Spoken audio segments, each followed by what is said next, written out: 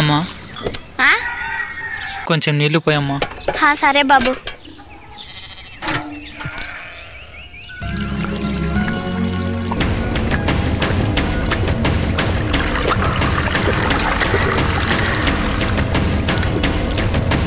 వా ఏం పెట్టావురా ఈ నీళ్ళు?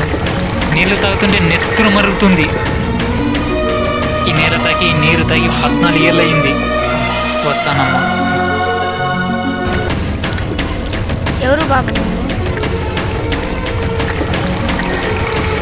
ఆది కేశవరెడ్డి గారి మనవన్ని. చచ్చా ఏంటమ్మా ఇది? నేను మీ బిడ్డ లాంటి వాడిని, దండం పెట్టకూడదు.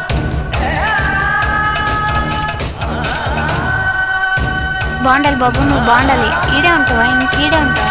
లేదమ్మా, సాయంత్రం ఊరెళ్తున్నా. నీ అబ్బాయి ఎక్కడికి వెళ్తావురా నువ్వు? ఓ రామయ్య, మల్లయ్య, సూరయ్య, ఎల్లయ్య అందరు రండిరా. ఈ నా కొడుకుని చెట్టుకి కట్టేయరా. ఇదేందిరా?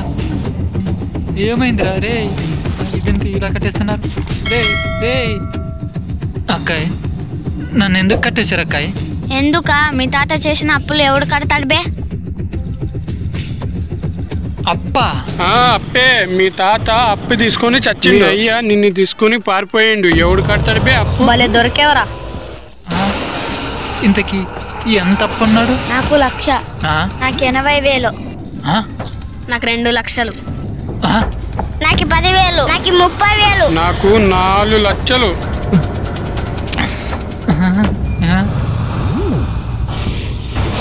తాత, మనది రాయల్ ఫ్యామిలీ అనుకున్నా, అప్పుల ఫ్యామిలీనా?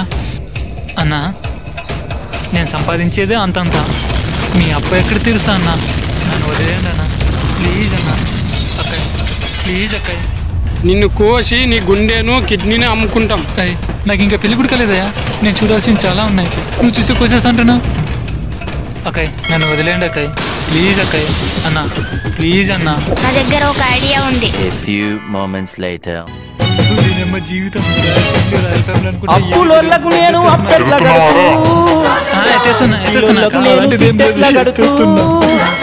సరుకులిచ్చేటోడు వెనకేమో గొయ్యి గడియ గడియ బతుకు గంగమయ్యిందే మన బతుకు గంగాల సుడిగుండమాయే. సరిపోతుంది.